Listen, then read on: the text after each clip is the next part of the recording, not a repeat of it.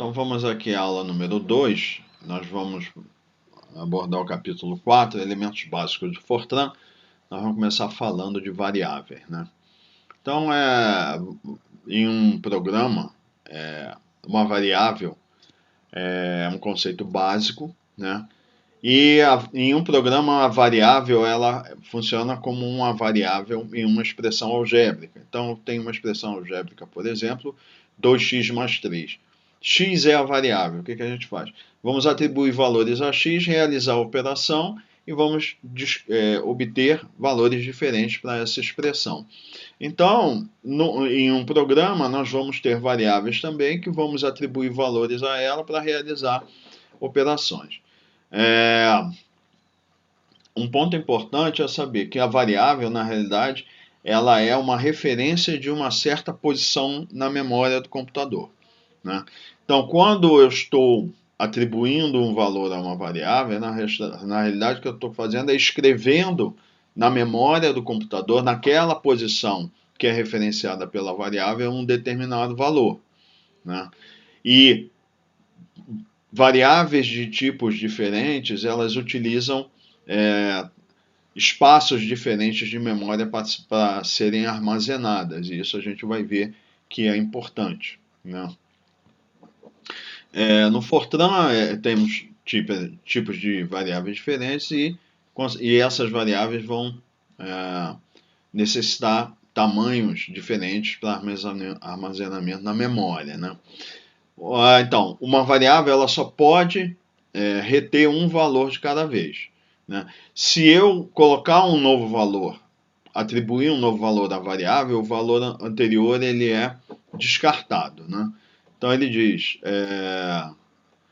então a gente vai usar muitas vezes essa setinha aqui como atribuição, ou seja, definir ou atribuir um valor a uma variável, né? Aqui, as variáveis devem ser declaradas no início do programa antes que elas sejam utilizadas. Nós vamos falar um pouco mais sobre isso, mas é extremamente essencial que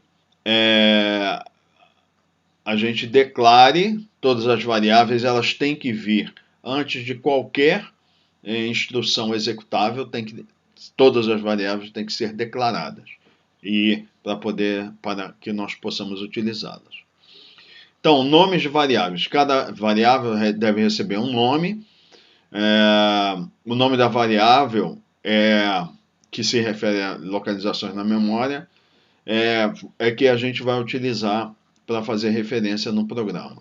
Então, para o nome de variável, existem alguns requisitos. Sempre tem que começar com uma letra e é seguida por letras, números ou pelo subscrito, igual ao que a gente viu para nome de programa. Não pode ser maior que 32 caracteres também. E outra observação, letras maiúsculas são tratadas da mesma forma que letras minúsculas, ou seja, uma variável, se eu der o nome de AAA maiúsculo, será a mesma variável de AAA. Eu não posso, num programa, declarar duas variáveis, a maiúsculo e a minúsculo, porque para o Fortran não há diferença. Ele vai entender que eu estou declarando a mesma variável duas vezes, isso é um erro. Então, é importante lembrar isso, né? Então, ele dá exemplo de alguns nomes válidos. X, Today, Next Month, Summation 10. Então, aqui sempre começa por letra, pode usar underscore, seguida de letras ou números. Exemplos inválidos aqui, Today, por quê? Começa com um número. This is a variable name with way too many characters in it. Quer dizer, mais de 32 caracteres, não pode.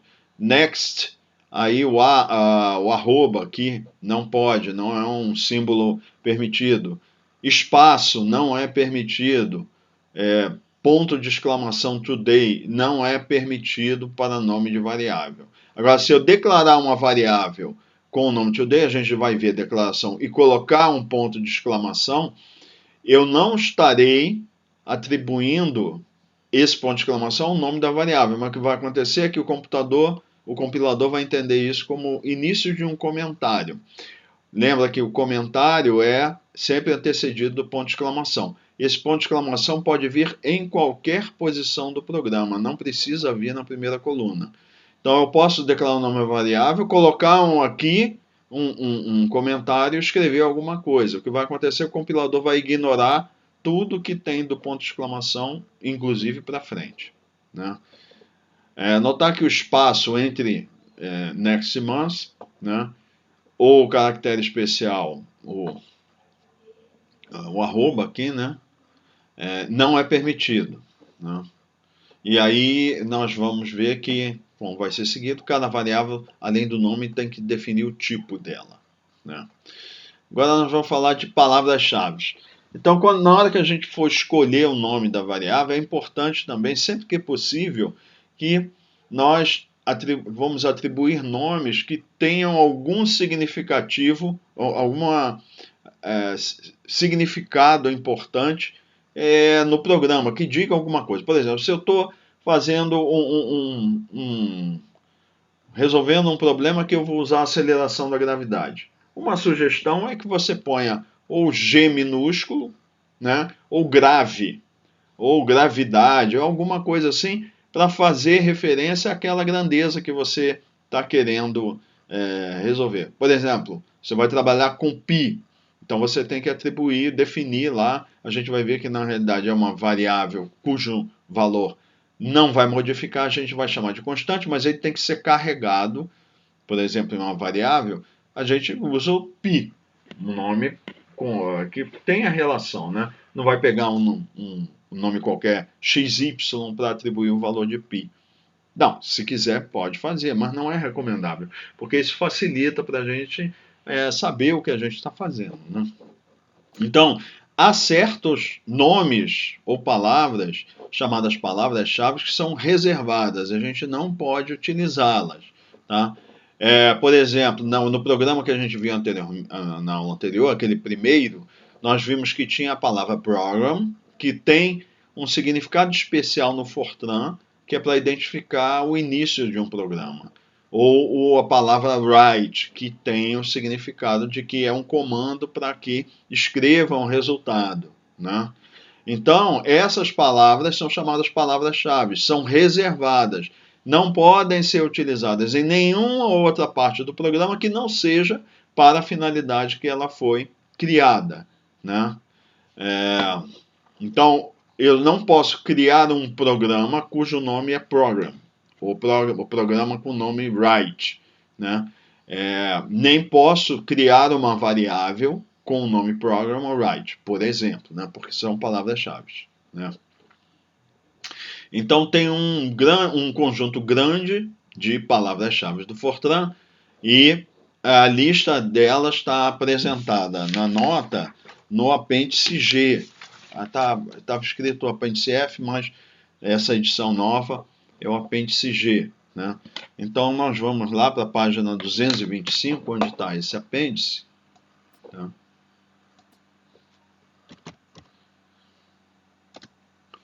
Então aqui, ó, as palavras-chave do Fortran, né? Então aqui estão allocatable, allocate, assignment, backspace, né? Call, case, character. Então elas estão aqui em ordem alfabética, implicit, inout, integer, intent, kind. Nós vamos ver várias delas. Ó, o programa aparece aqui, result, return, né? Target, etc. Então, essas palavras, elas não são permitidas que a gente use, exceto para as finalidades que elas foram definidas na linguagem, né? Então, vocês deem uma olhada lá nesse apêndice G. Agora, prosseguindo, tipos de dados. Então, o Fortran, como várias outras linguagens de alto nível, ela permite diferentes tipos de dados para facilitar a manipulação de valores, né? Os tipos mais utilizados são os inteiros, integer, e dados de ponto flutuante, que a gente vai chamar de reais, tá? Real, né? Outros tipos são números complexos, caracteres e lógicos, dados lógicos. né? Em uma declaração Fortran, os dados podem aparecer como o dado. Então a gente está falando tipo de dado, por enquanto. Não está falando de variável, estamos falando de tipo de dado. Então, dado pode ser inteiro, ponto flutuante, complexo, caractere e dado lógico. Tá? Então, por exemplo, pode aparecer como um literal que é o valor. Então, por exemplo, 3.14159, tá? O número 16, o inteiro, aqui é um número de ponto flutuante, que a gente vai chamar de real, né? Quando a gente definir a variável associada. Ou isso aqui é um número de ponto flutuante expresso na forma de menos 5,4 é menos 4, quer dizer, vezes 10 elevado a menos 4. Isso é notação exponencial que vocês já devem estar familiarizados, né? Eu posso expressar dessa forma também, como nós vamos ver, né? Então, ou a gente pode definir o literal, o valor, um valor específico, ou pode criar uma variável que vai receber um valor e tem que estar associado ao tipo correto, né? Então, os tipos de dados e associados a isso teremos depois tipos de variáveis, são os mesmos dos tipos de dados. Então, inteiro que é integer. Então, aqui ele está falando os tipos de dados que são armazenados em diferentes tipos de variáveis, né? Então, a variável inteira é aqui, ela vai receber um número inteiro, tá? Ou seja, não possui fração, pode ser positivo, negativo ou zero. Real é real, é um ponto flutuante, variável que pode receber um número real. Complexo, variável que pode receber um número complexo, que na realidade a gente vai ver que ela recebe dois números reais. Um é a parte real, outra a parte imaginária.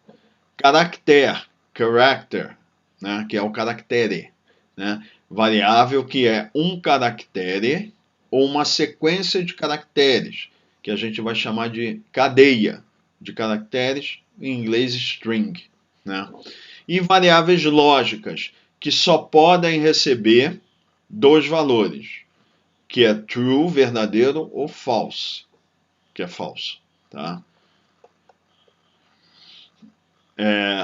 Então, ele vai explicar aqui cada tipo de variável. Então, a variável inteira é integer.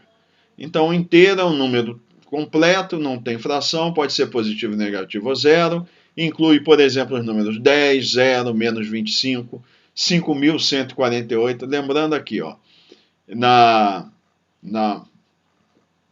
forma inglesa de escrever número, milhar, ele aparece com vírgula. Nós não utilizamos isso, nós usamos vírgula na parte fracionária no Brasil, tá? Então, na realidade, aqui, se estivesse escrevendo no Brasil, ia ser 5148, tá? Inteiros são números que a gente tem muita familiaridade, que são os números naturais, né? E eles têm um papel importante em programação. A gente vai ver que tem muitas aplicações que são específicas para números inteiros, né? Então ele diz assim, todos os inteiros são números sem parte fracionária, completos. Então, operações do tipo 1 dividido por 2, o número 1 inteiro dividido pelo número 2 inteiro, o resultado é zero. Por quê? Porque o resultado da divisão de um inteiro por outro inteiro o resultado tem que ser inteiro. Nós vamos falar sobre isso posteriormente, e isso é muito importante, né? Saber a diferença de quando eu estou operando com números inteiros e operando com números de ponto flutuante. Então, nesse caso, ele diz, em divisões inteiras não existe arredondamento, ou seja, a parte fracionária é truncada. Truncada quer dizer joga fora. Então não existe parte fracionária, não há aproximação. O que existe é jogar fora. Então, por exemplo, se fosse R$1 dividido por R$2, a resposta seria 0,5. Mas como a operação é inteira, o que está, o ponto 5 é descartado, então o que sobra é 0. Então o resultado dessa operação aqui, se for 1 inteiro dividido por 2 inteiros, é 0. Número real. Um número real inclui uma parte fracionária, mesmo que essa parte fracionária seja 0. Então eu posso ter o número, como ele dá um exemplo aqui, 5.0. Né? Então isso é uma parte fracionária que pode ser igual a 0. Números reais são chamados também números de ponto flutuante e incluem números racionais e irracionais. Então ele dá exemplo de números racionais, por exemplo, π, raiz de 2 e a base dos logaritmos neperiano é. Né? Outros exemplos, 1.5, 5.0, 3.14159. No Fortran 95, ele aceita o número 5 real, é 5 ponto ou 5.0. Ou seja, se a parte fracionária é 0, eu posso omiti-la. Então, eu boto só o 5 ponto ou 5.0. Né? Isso é questão de estilo de programação. Pode colocar ou não quando for a parte fracionária 0, logicamente. Né? Ao obter essa observação aqui, não aceita vírgula. Eu não posso botar 5,0 em um programa em Fortran. Então eu já gostaria de chamar a atenção de vocês para o fato de que quando estiver trabalhando, às vezes a gente pega um conjunto de dados que vem, por exemplo, numa planilha de Excel.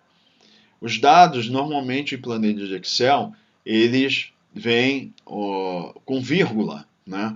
Então, se você exportar esse arquivo para um formato TXT, lembrando, se você tentar ler em um programa Fortran uma planilha em formato .xlsx, que é esse formato do Excel, ele não vai conseguir ler, tá? Por causa dos vários indicadores e formatadores que tem binários que a gente não enxerga, mas que estão lá dentro da formatação da planilha, e o Fortran não consegue ler. Então você tem que exportar um arquivo Excel para o formato TXT, tá?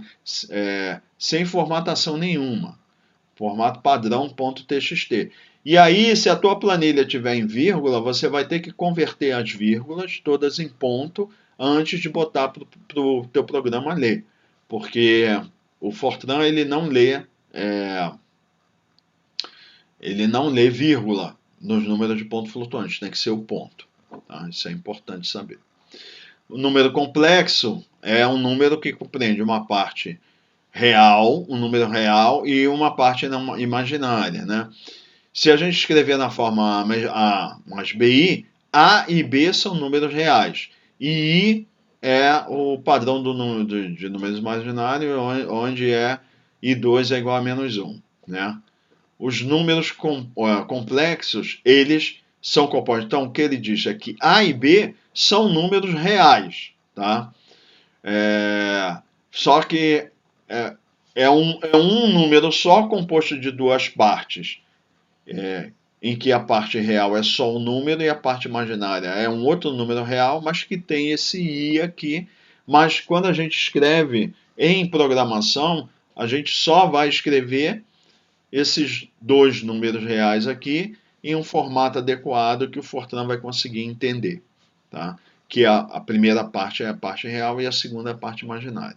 Né? Então ele diz, é um número com duas dimensões, é encarado assim na programação. Ele diz aqui que não é muito utilizado, esse tipo realmente não é. Eu já trabalhei com esse tipo de número, é muito conveniente, por exemplo, para quem trabalha com análise harmônica, né? Análise de Fourier, e aí você vai fazer programas, por exemplo, para fazer transformada de Fourier, FFT, ele facilita bastante para trabalhar com números, essa variável complexa, né? Mas realmente não é muito utilizado. Nós não vamos dar muita ênfase aqui na disciplina. O caractere, né, em português, é character em inglês, né? Então é um símbolo. Então quando a gente fala caractere, nós estamos falando de um símbolo só. Uma letra, um número, um símbolo gráfico, um sinal de pontuação, né? Então ele pode ser letra, dígito numérico, pontuação, o A comercial, o hashtag, né? Tudo isso são símbolos, né? Agora, se eu tenho uma sequência ou conjunto de caracteres, isso é chamado string, ou cadeia de caracteres, né? Então, os caracteres ou as cadeias de caracteres, elas vêm entre aspas. Então, como está aqui, ó. Então, por exemplo, a letra maiúscula Z tá entre aspas aqui, aspa dupla, né? Que se chama isso aqui. E o Hello World, né? Lembra que a gente botou Alô Mundo, né? Com 2 pontos de exclamação, entre aspas, que é literalmente aquela cadeia de caracteres vai ser impressa, né? Então, essa é a forma com que a gente define o conteúdo de um tipo de dado caractere, né? Os caracteres são representados em formato padronizado, referido pela tabela ASCII, que a gente viu na aula anterior. Uma variável lógica só é permitido, a uma variável lógica só é permitido ter 2 tipos de conteúdo, ou valor. Um é o verdadeiro, que é o true, e o outro é o false, que é o false, né? Chamado também de variável booleana, né?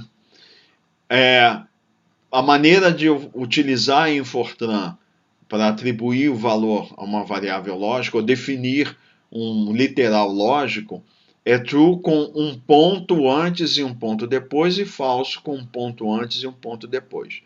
Então, essas são quando eu atribuo o valor e mantenho esse valor sem modificar, eu digo que é uma constante. Ou seria, valores literais para dados lógicos seriam 2 permitidos, true ou false.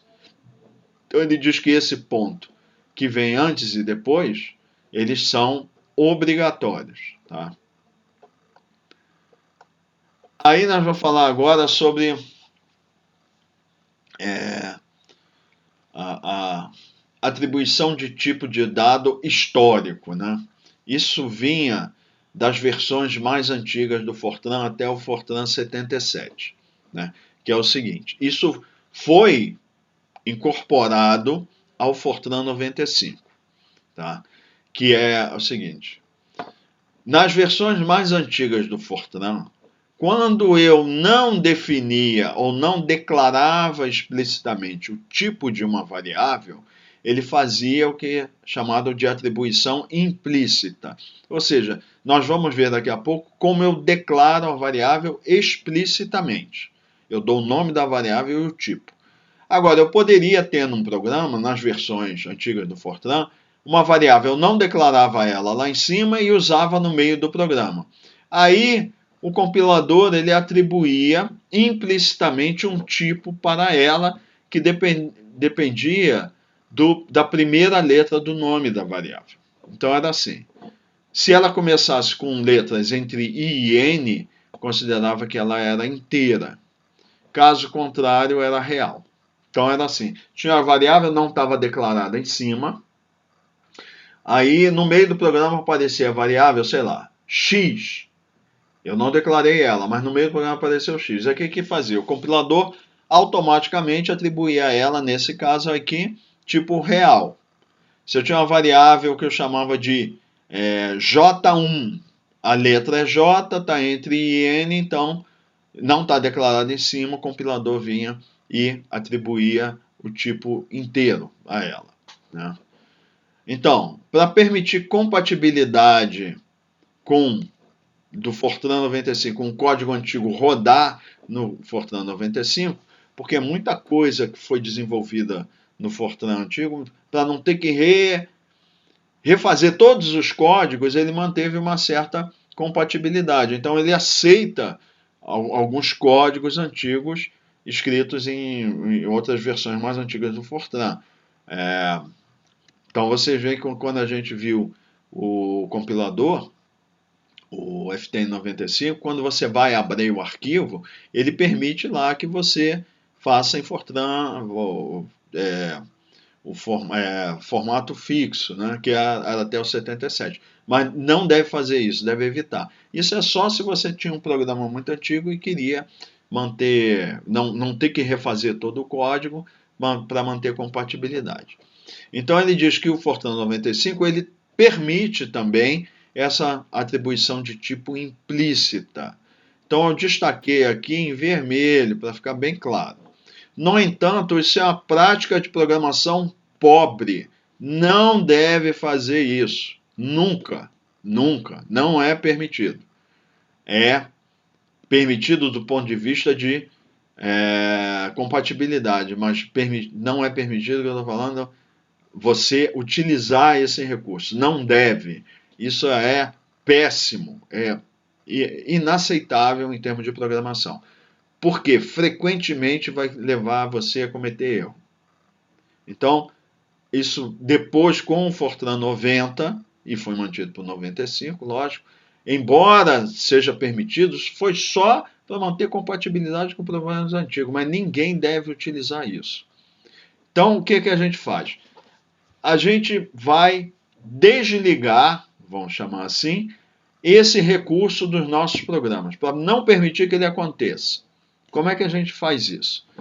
Então, a gente vai colocar, sempre que a gente escreve o programa, então a gente vai ter program, que é o nome do programa, o nosso preâmbulo, e depois vai declarar as variáveis. Antes, então, logo após o preâmbulo e antes de declarar as variáveis, a gente vai escrever isso aqui, ó, essa declaração, implicit none. Estou botando aqui, obrigatório. Todos os programas têm que ter isso. Tem que ter sempre, é obrigatório. Então eu estou dizendo o seguinte, não permito que haja atribuição de tipo implícito.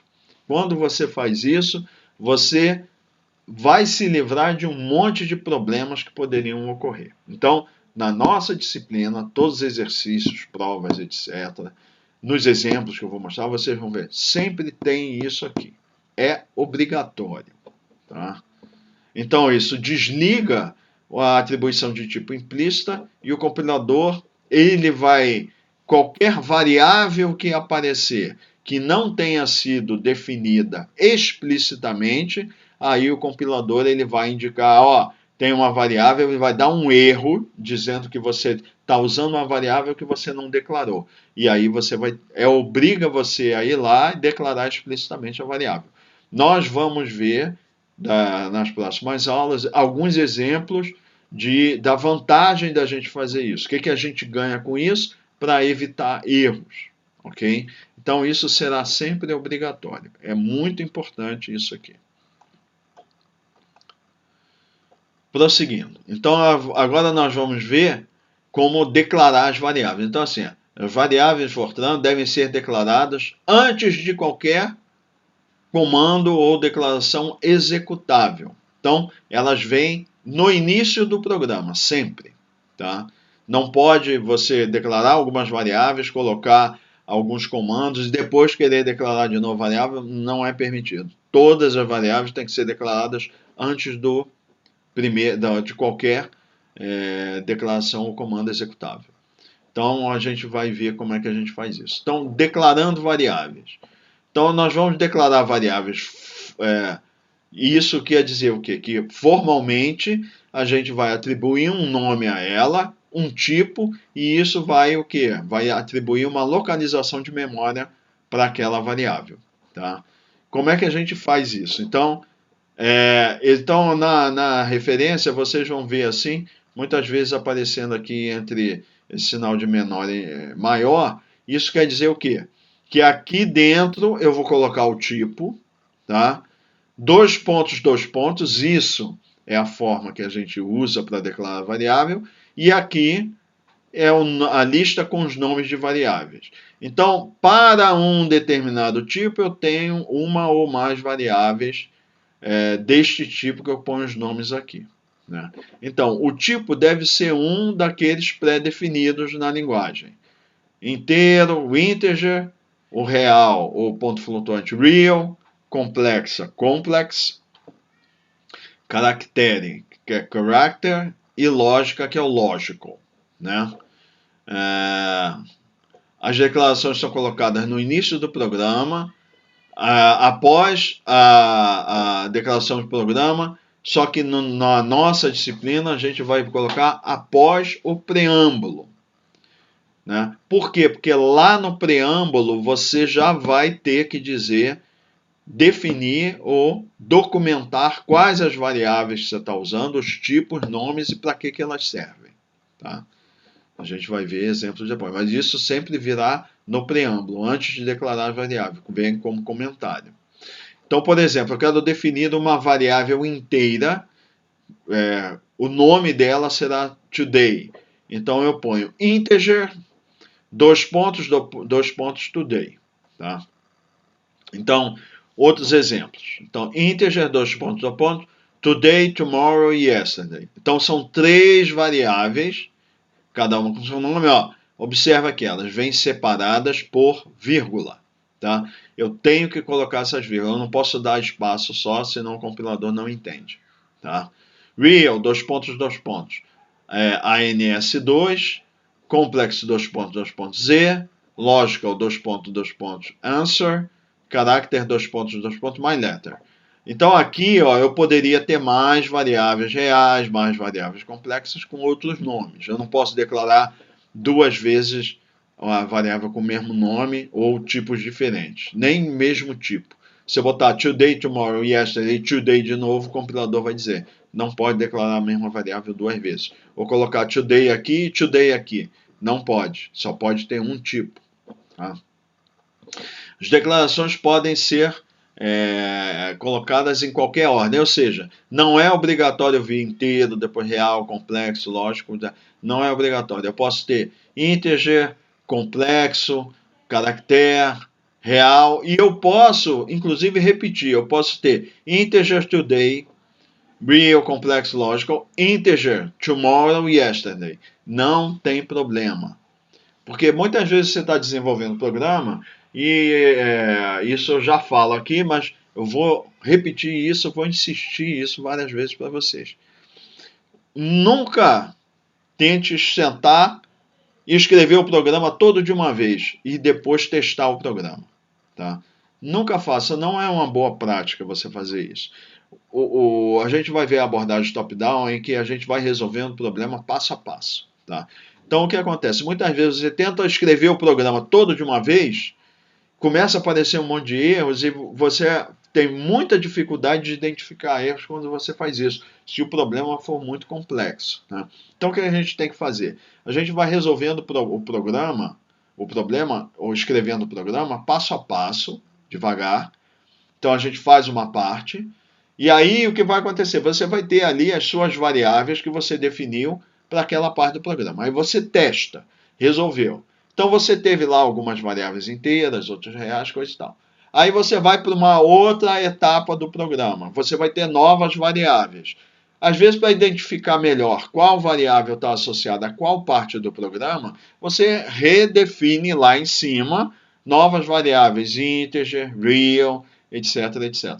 Então, por isso que você pode repetir. Muitas vezes isso é uma prática interessante, que você vai identificando claramente que variáveis você foi adicionando ao programa à medida que você avançou na sua solução. Isso não é obrigatório, mas pode ser feito. Então, pode ser repetida. Tá? Então, não tem problema. Aí nós vamos falar aqui em limites de valores de variáveis, ou seja, que valores eu posso ter, a amplitude de valores, né? Aqui nós estamos falando de máquinas de 64 bits, tá? Para máquina de 32 bits, as amplitudes de valores são menores, tá? São menores que essas, tá? Então, com a maioria das máquinas hoje de 64 bits, né? Isso está valendo. Só que, se eu não me engano, isso tem que ver, o FTN95, ele vem configurado no padrão dele, as variáveis vêm para a máquina de 32 bits. Aí a gente tem que ir lá e tem que modificar para o programa ser para a máquina de 64 bits. E isso faz diferença, ok? Então, vamos lá. Então, o computador ele tem uma quantidade pré-definida de espaço de memória para cada variável, tá? E isso é da solução compilador e máquina, né? Que combina isso aí.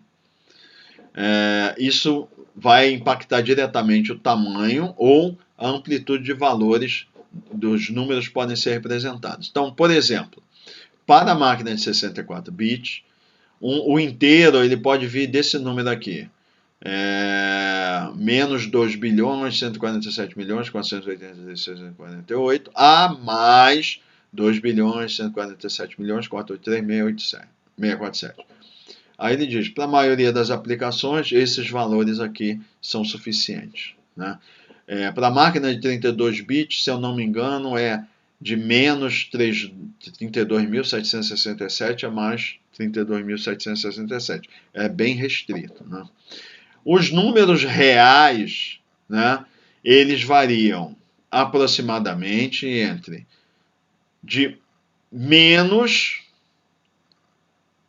1,7 vezes 10 elevado a menos 38, a mais 1,7 vezes 10 elevado a menos 38, e de menos 1,7 vezes 10 elevado a mais 38, até mais 1,7 vezes 10 elevado a mais 38.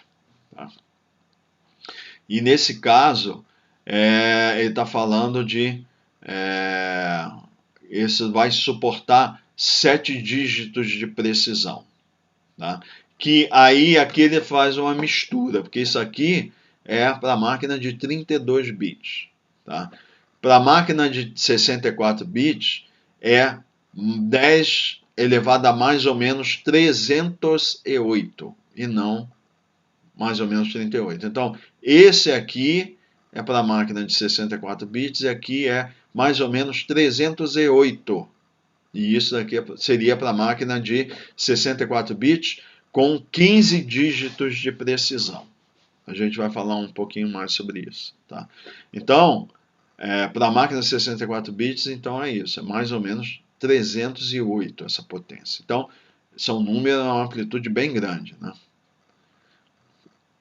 Seguindo aqui, verificação de tipo. O compilador, o que acontece é que ele tem embutido ele faz impor uma verificação de tipo, tá? De variável. Então, por exemplo, se uma variável for declarada como inteiro, apenas valores inteiros são permitidos para atribuir a essa variável. Então, eu declaro uma variável inteira, i, por exemplo. Ou nosso exemplo aqui. Então, é uma variável today, que é inteira. Aí, se eu quiser atribuir para today o valor 1,75, que é um valor de ponto flutuante, o que vai acontecer? O compilador vai dar um erro. Ele vai dizer, não, você está tentando atribuir um valor que é do tipo que não corresponde ao da variável. Tá? Então, por que acontece isso? Porque pelo fato da representação interna dos vários tipos diferentes de variável e que a quantidade de memória que é permitida para armazenar aquele tipo de dado. Né? Então, por exemplo, se eu não me engano, a máquina de 32 bits, o inteiro era 1 byte e o número real de ponto flutuante é 4 bytes. Aí você tenta carregar 4 bytes em 1 byte e ele vai reclamar.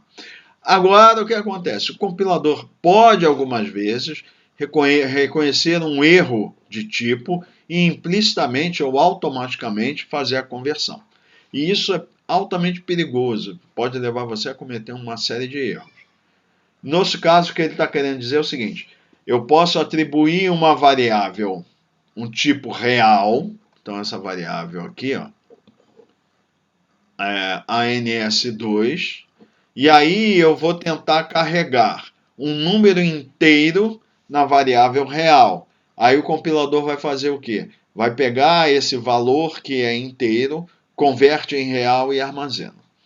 Esse aqui é o grande problema. Essas operações que o compilador faz, eu falei uma coisa simples aqui, né?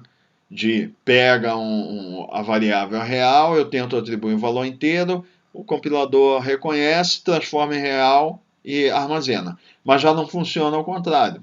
É o exemplo anterior que eu falei. A variável é inteira e eu tento carregar um real. Esse é um grande problema que a gente vai falar sobre isso, que a gente vai encontrar uma forma de evitar esse tipo de coisa para saber quando é que a regra funciona. É nesse caso para esse, é esse para esse. Quando a gente está fazendo só falando de uma variável, um valor, tudo bem. Mas às vezes você tem expressões matemáticas com várias operações, e aí tentar misturar número real com número inteiro, a gente vai chamar isso de aritmética de modo misto. Isso pode ser muito problemático. Então a gente vai evitar isso e a gente vai ver posteriormente. Tá? Então ele prossegue aqui. Isso é feito automaticamente e nem sempre é claro quando ele vai fazer isso, né? E isso pode conduzir a erros, né? E isso é considerado uma prática de programação pobre. Não deve ser feito. Isso não além de facilitar a ocorrência de erro, não é considerada uma programação correta. É pobre. Não deve fazer isso. Deve sempre evitar esse tipo de coisa.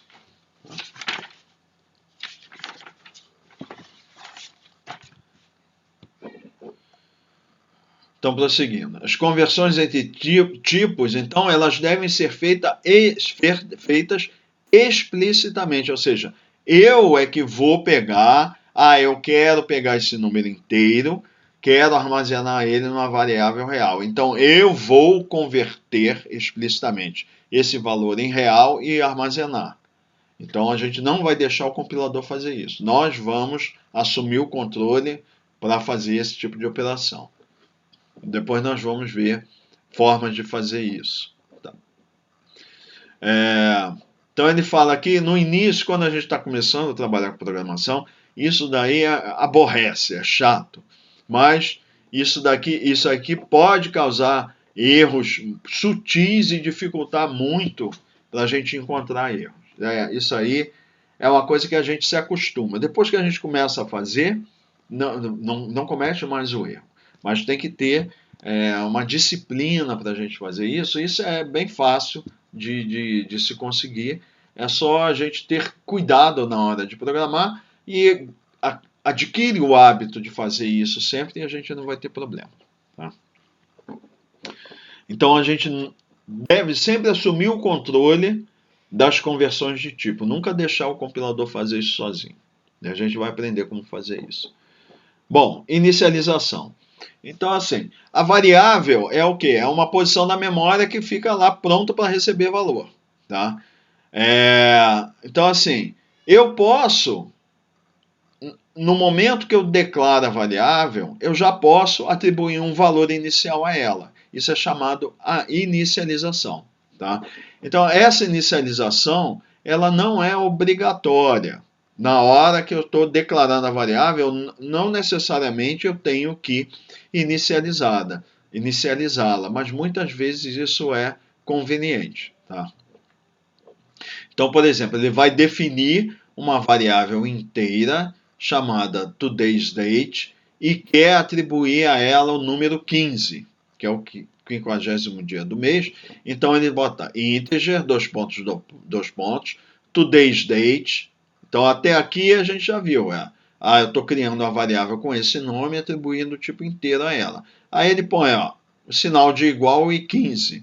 Então é importante aqui, igual em programação Fortran, esse igual, só um sinal de igual, ele não é o igual matemático que a gente conhece de igualdade.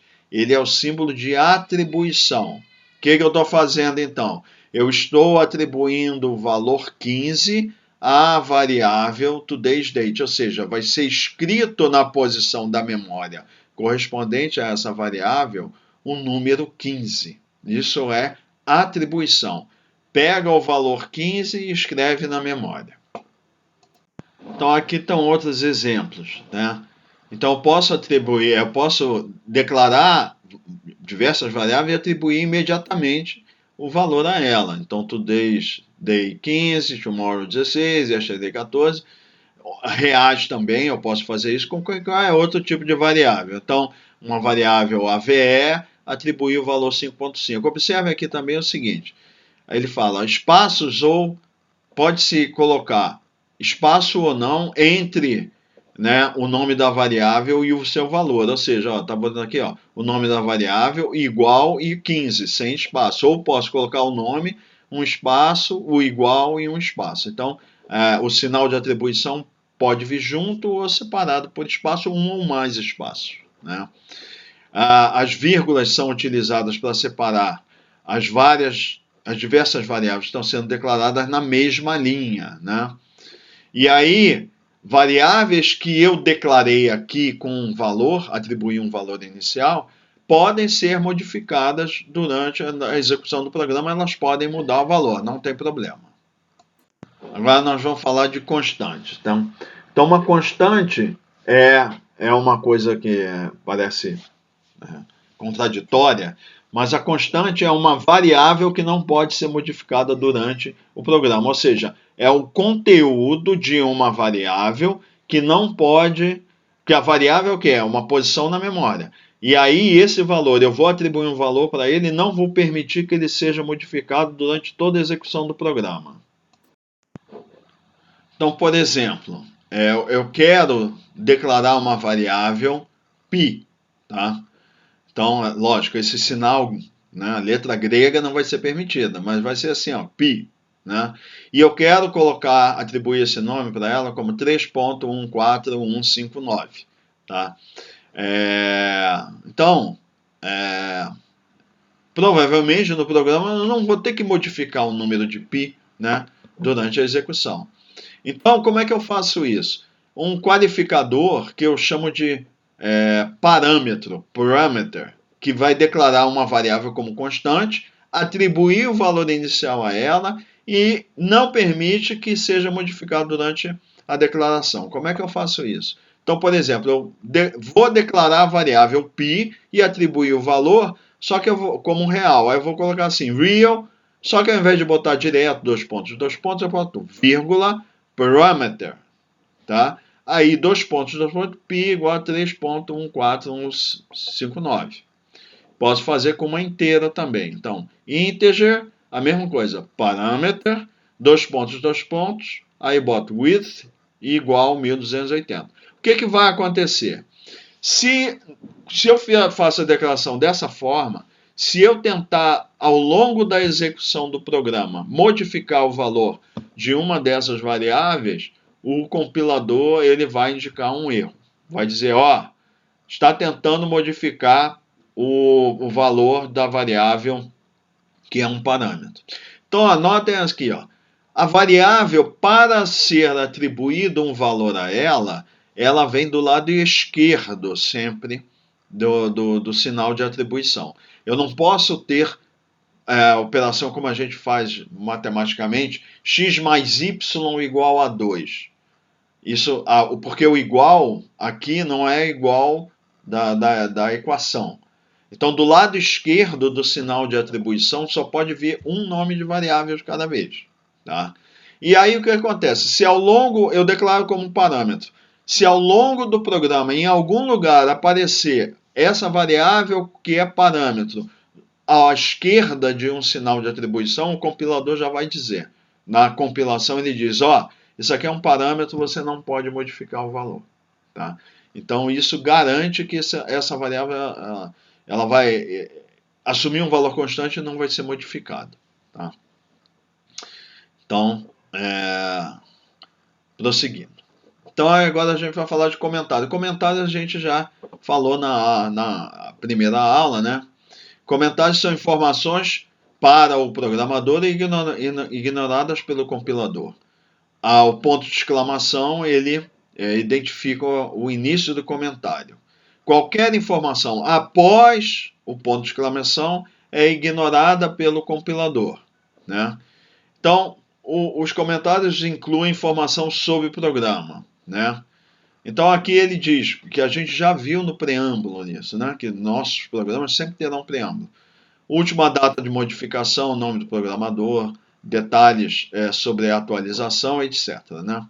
Aí ele está dizendo aqui basicamente aquilo que a gente tem que vai documentar com o nome do programador, o exercício, qual a disciplina, a descrição, etc. Né? Ele pode colocar informações sobre fórmulas que são equações, né, abordagem, referências, né, ou então informações sobre requisitos de dados que têm que ser valores positivos, por exemplo, em fórmulas geométricas, etc. Né? Então ele diz aqui, incluir esse tipo de informação na forma de comentários, ele encoraja a fazer isso, por quê? Porque isso ajuda a gente a entender aquele programa e no futuro, se você quiser utilizar aquele programa, você sabe o que você fez. Aqui ele não cita, mas acho que posteriormente ele fala, qualquer linha de programação no Fortran tem que ter no máximo 132 colunas, não pode ter mais de 132 colunas. Tá?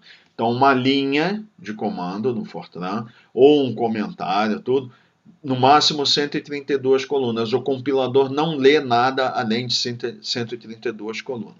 Ok? E aqui ele vai falar de linhas de continuação. Então, o que acontece? Eventualmente, eu posso ter um comando que ele é muito grande e ele ultrapassaria uma operação matemática, é muito grande, ultrapassaria 132 colunas. Então, o que eu vou fazer? Então, cada linha eu vou botar, por exemplo, uma nova declaração. Não é obrigatório começar na primeira coluna, eu posso começar em qualquer posição. Tá? Agora, ela não pode ultrapassar 132 colunas. Então, ele diz aqui, se ela for muito longa, essa linha, né, o que eu quero digitar for muito grande, às vezes é menor que 132 colunas, mas por outros motivos de estética e de layout que a gente vai falar, que é a indentação, pode ser que eu tenha que começar o meu comando mais afastado para a esquerda, a partir da esquerda para a direita, e aí eu vou ter menos espaço para escrever. Então, se eu quiser, eu posso usar o que chama de o sinal de continuação de linha, que é o E comercial, é esse aqui. Tá? Então, eu posso usar mesmo com linhas curtas, mas algumas vezes, por motivo de layout, facilita a gente utilizar essa continuação. Então, por exemplo, o que eu queria era escrever isso aqui, ó. A igual 174.5 vezes year mais count dividido por 100. Mas por alguma razão, me interessa colocar essa parte aqui numa linha separada. Então eu faço aqui, ó, A igual 174.5 vezes year e eu coloco esse E comercial aqui. E continuo com o meu comando aqui, a minha expressão aqui. Olha o que vai acontecer. Quando o compilador encontra esse E comercial, ele vai fazer o quê? Ele pega e continua o que está abaixo, ele põe junto disso aqui e vai continuando. Tá? Então, se eu quisesse continuar, eu poderia botar assim, 174 vezes IA, esse E comercial, mais count, poderia colocar um outro E comercial aqui e o barra 100. Tá? Então, cada vez que o compilador encontra um E comercial, ele vai pegando a linha de baixo e vai juntando com a linha de cima. Tá? E ele diz aqui, ó, o E comercial não é parte da declaração ou comando, não é. Então, é só um sinal de identificação para o compilador, aí ele sabe, aqui essa linha não terminou, ela continua abaixo. Eu posso usar quantas forem necessárias, posso colocar quantas eu quiser. Tá? Ele vai pegando cada linha e vai adicionando as linhas anteriores. Então ele dá um exemplo aqui de um programa, né, que é simples, é só para mostrar a formatação de como seria um programa exemplo. Então aqui program example 1, nome, implicit none, obrigatória, a gente sempre vai colocar isso, quer dizer, estou desabilitando a atribuição de tipo implícita, e aí vem declarando as variáveis. Então, olha aqui, ele declara integer, radius e diameter, declara integer height igual a 100, width igual a 150, ou seja, aqui ele declara e inicializa, declara duas variáveis reais, declara outras variáveis reais e ele vai atribuir também valores, inicializar, vê que aquele, o sinal de atribuição está com espaço, aqui sem espaço, e aí ele vai definir aqui um parâmetro, que é o π. Então, real parameter, π igual a 3.14159. E uma variável caractere, aí, as variáveis caractere, tá? Eu tenho que colocar o tamanho da variável caractere, quanto eu estou reservando de posições para serem preenchidas pelos símbolos. Então, no caso, a gente vai ver isso posteriormente, mas isso aqui quer dizer que quando eu declaro uma variável caractere, eu tenho que colocar entre parênteses e o tamanho, né? Então, aqui, 1, 2, 3, 4, 5, 6, 7, 8, 9, 10, 11. Essa cadeia de caracteres, ela ocupa 11 posições, tá? As aspas não contam, tá? E então ele está pegando, declarando essa variável MSG, que seria message, né? Que ele está colocando, atribuindo um valor a ela, que é essa cadeia de caracteres aqui, são 11 caracteres. Depois a gente vai ver mais sobre variáveis caractere, tá? E aqui vem o programa propriamente dito, que é escrever no monitor, no formato desejado pelo compilador, greetings, então ele está, como ele bota entre aspas aqui, vai escrever literalmente o que está aqui, greeting, dois pontos, espaço. Aí, vírgula. E agora, MSG. O que é MSG? Então, quando o compilador encontrar isso aqui, ele vai fazer referência à variável MSG, que é essa aqui, vai lá na memória e vê o que está escrito na memória na posição correspondente a essa variável aqui. É Hello World. Aí o que ele vai fazer? Na hora de escrever, ele vai escrever isso aqui e vai escrever o conteúdo da variável MSG. Tá?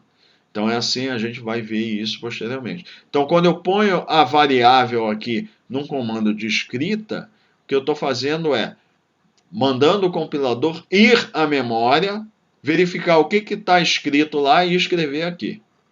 Então é a referência que eu faço pelo nome da variável. E aqui é End Program Example 1, no caso aqui ele colocou o nome, como eu falei aqui, não é obrigatório colocar o nome, mas é uma boa prática. Tá? Aí o próximo item é declarações de variáveis estendidas. A gente vai falar sobre isso na aula 4. Tá? Mas aqui eu queria falar alguma coisa sobre números reais. Tá? Então eu introduzi esse comentário aqui.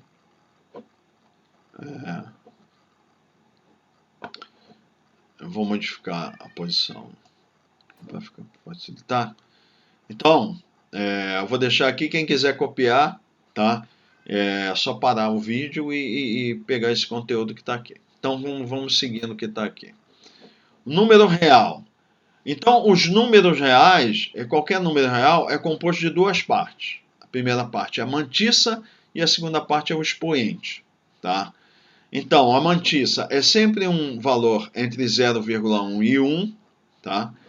É a parte fracionária, que quando multiplicada por uma potência de 10, que é expressa pelo expoente, produz o número completo.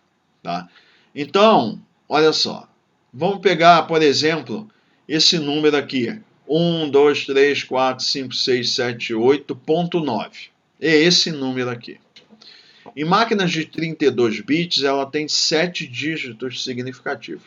Máquinas de 64 bits são 15 dígitos significativos. A gente vai pegar 32 bits para ficar mais fácil aqui para a gente falar. Então, o que vai acontecer? Esse número aqui, internamente, a máquina ela sempre vai transformar o número em mantissa e potência, ok? Então aqui, este número 1, 2, 3, 4, 5, 6, 7, então eu poderia ter uma variável x e eu botar lá, x igual a esse número que está aqui. Internamente, se for uma máquina de 32 bits, vai ser armazenado como a mantissa com 7 dígitos significativos e uma potência de 10. Tá? Então, internamente o número vai ser assim, ó, 0.1, 2, 3, 4, 5, 6. Tá? Por quê? Porque a mantissa sempre entre 0.1 e 1. Tá? Exceto o número 0, lógico. Né? Então, aqui 0.1, 2, 3, 4, 5, 6. Então, ó, 1 é o dígito significativo, 2, 3, 4, 5, 6. E o sétimo, o que acontece? Ó? Ele vem 78.9. Ela não tem mais representação, porque eu só tenho 7 dígitos significativos. Então, o que ele faz? Ele vai arredondar, o próximo número seria 7. Como ele está seguido de 8, o que vai acontecer? Ele arredonda para cima. Então, ele vai armazenar como 0.1, 2, 3, 4, 5, 6, 8.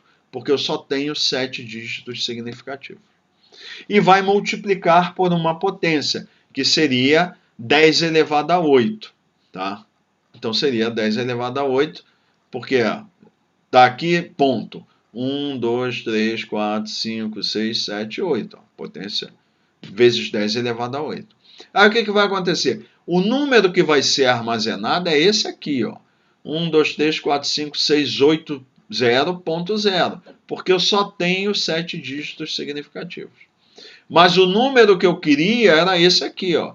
1, 2, 3, 4, 5, 6, 7, 8.9. Não é o mesmo número. Tem uma diferença aqui de 1.1. Né? A diferença entre esses dois números é que a gente chama de erro de arredondamento. Isso é que é o erro de arredondamento que a gente ouve falar, o computador tem erro de arredondamento. É isso aqui. Ó. Agora, se eu tivesse em uma máquina de 64 bits, eu teria 15 dígitos significativos. Então eu poderia escrever 0.1, 2, 3, 4, 5, 6, 7, 8 e 9. Então precisaria de 1, 2, 3, 4, 5, 6, 7, 8, 9 dígitos significativos. E ainda me sobram 6, que vai ser tudo preenchido com 0. Então aí é que faz diferença. Quando eu tenho uma máquina de 64 bits, eu tenho mais posições na memória para escrever o número, mais dígitos significativos, então meus erros de arredondamento são menores. Ou às vezes eu não teria nenhum. Essa é a vantagem de usar maior espaço de armazenamento de número, né? Então, isso que diz vai medir ou expressar, melhor dizendo, né, a precisão numérica, ou seja, a eliminação, o quanto eu tenho de erros de arredondamento. Tá? Então, sempre internamente, eu posso escrever o número do jeito que eu quiser, o número real, ele sempre vai ser armazenado dessa forma. Por isso que ele é chamado de ponto flutuante. Por quê? Porque o ponto, na realidade, ele não vai ficar aqui, ele vai ser deslocado sempre para a posição correspondente na mantissa. Tá? Internamente é assim que funciona. Tá? Então, o número de dígitos significativos da mantissa é que define a precisão numérica. Esse é que é o ponto crucial. Então, por isso que muitas vezes é importante na hora de você configurar se o teu programa é para máquina de 32 bits ou 64 bits, vai fazer diferença na precisão numérica que você pode ter e nos erros, nos consequentes erros de arredondamento que você vai poder ter. Ok? Então, isso é um ponto importante. Tá? Então, nós vamos falar mais sobre isso na aula número 4. Como aí a gente vai ver que tem recursos para, mesmo numa máquina de 32 bits, a gente estender um pouco mais a representação do número, o número de dígitos significativos, e reduzir os erros de arredondamento. E mesmo em máquinas de 64 bits, a gente vai poder aumentar isso também e vai melhorar a nossa precisão numérica, ok? Então, isso encerra a nossa aula número 2.